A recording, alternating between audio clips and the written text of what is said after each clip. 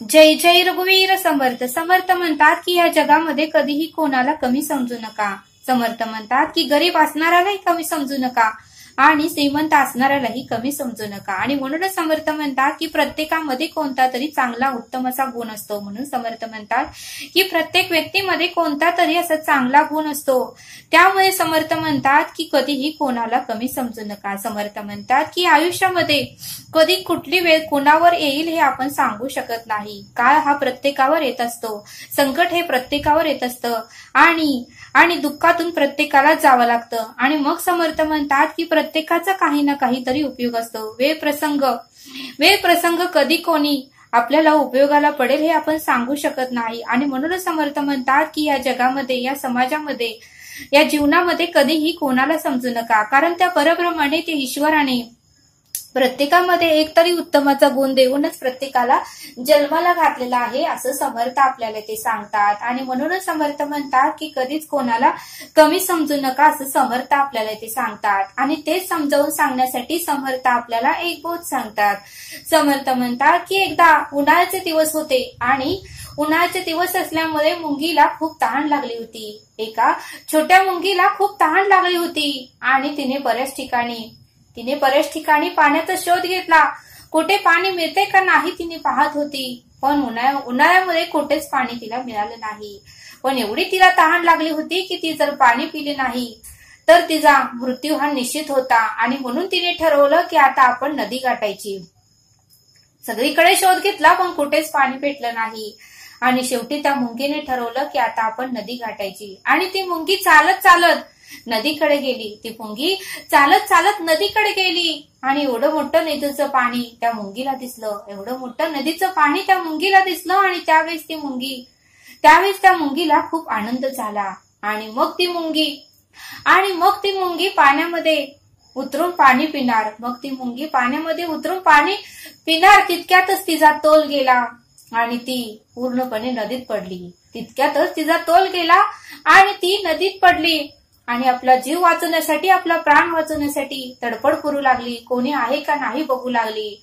पण उन्हाळ्याचे दिवस असल्यामुळे, कडक ऊन असल्यामुळे कोणीही नदीच्या आसपास तिला दिसेना. शेवटी मात्र एका झाडावर एक पोपट बसला होता.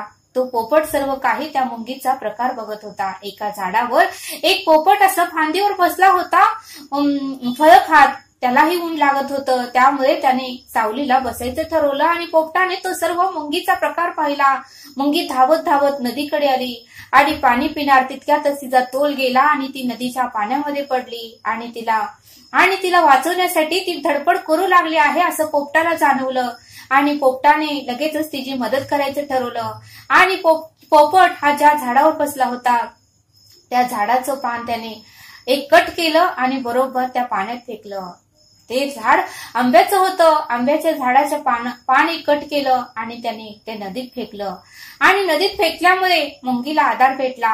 आणि मुंगी त्या पानावर, त्या झाडाच्या पानावर मुंगी चढली आणि हळूहळू करत ते झाडाचं पान किनाऱ्याला लागलं. हळूहळू करत ते झाडाचं पान किनाऱ्याला लागलं. आणि मग मुंगीने त्या पानाचा आधार घेत किनाऱ्यावर ती सुखरूपपणे बाहेर आली. त्यावेळेस मात्र त्या मुंगीने, ज्याने कोणी मदत केली त्याचे आभार मानले. त्या पोपटाचे त्या मुंगीने आभार मानले आणि तिला खूप आनंद झाला.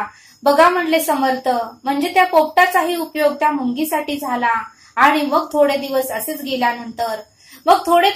गेल्यानंतर मात्र पोपटावरही संकट आलं. एके दिवशी मात्र पारधी एका झाडावर बसून आपला नेम धरून तो बाणाने पोपटाला मारणार होता. एक पारधी झाडावर बसून आपला बाण त्या पोपटाला मारणार होता. आणि हे मुंगीला जाणवलं, हे मुंगीला कळालं. मुंगीला लगेचच क्लिक झालं आणि मुंगी मनातल्या मनात विचार करू लागली की आता पोपटाचे प्राण संकटात आहेत. कारण हा पारधी मात्र पोपटावरच त्याने बाणाचा निशाणा ठेवला आहे. आणि त्या पोपटानं तर माझा जीव वाचवला, माझा प्राण वाचवला. ज्या वेळेस मी नदीत पडले होते आणि ज्या वेळेस मी मदतीसाठी इकडे तिकडे पाहत होते त्यावेळेस कोणी नव्हतं. मात्र पोपटाने माझ्याकडे पाहिलं आणि त्याने मात्र झाडाचं पान नदीमध्ये टाकलं आणि त्याच्या आधाराने मी किनारा गाठला, तसंच आता माझंही कर्तव्य आहे, माझंही धर्म आहे, माझीही जबाबदारी आहे आणि मलाही आता त्या मदतीची जाणीव आहे. त्यामुळे काही जरी झालं तर मी आज पोपटाचा प्राण वाचवणार, मी आज पोपटाचा जीव वाचवणार, कारण त्यानंही कधी काळी माझाही प्राण वाचवला होता, माझाही जीव वाचवला होता. आणि त्यावेळेस मात्र मुंगी ही ज्या झाडावर तो पारधी बसला होता, ज्या झाडावरून तो आपलं बाण मारणार होता, त्या झाडावरच मुंगी सरा वर चढली आणि बरोबर बाण मारणारच तितक्यातच त्या मुंगीने बरोबर त्या पारद्याच्या पायावर जाऊन त्या पारद्याला एवढं जोरात चावली की त्या पारद्याचा नेम चुकला आणि बरोबर बाण पोपटाला न लागता एका झाडाच्या फांदीला जाऊन लागला आणि मग तो पारधी पटकन झाडाच्या खाली कोसळला, कारण ती मुंगी एवढी जोरात त्याला चावली की त्याला दुसरं काहीच सुचेना. बघा म्हणले समर्थ, म्हणजे आपल्याला वाटतं की एवढंच मुंगी आहे तिचा काय उपयोग, एवढंचा पोपट आहे त्याचा काय उपयोग, पण त्या मुंगीने सुद्धा त्या पोपटाचा प्राण वाचवला, म्हणजे त्या मुंगीचा सुद्धा उपयोग आहेच ना, असं समर्थांनी सांगितलं. आणि पोपटाने सुद्धा त्या मुंगीचा प्राण वाचवला. म्हणजे या सृष्टीवर जे जीवजंतू निर्माण आहेत, या सृष्टीवर जे मनुष्याने जन्म घेतलेला आहे, त्या प्रत्येकाचा आपल्याला काही ना काही उपयोग असतो. आपल्याला वाटतं या प्राण्याचा काय उपयोग,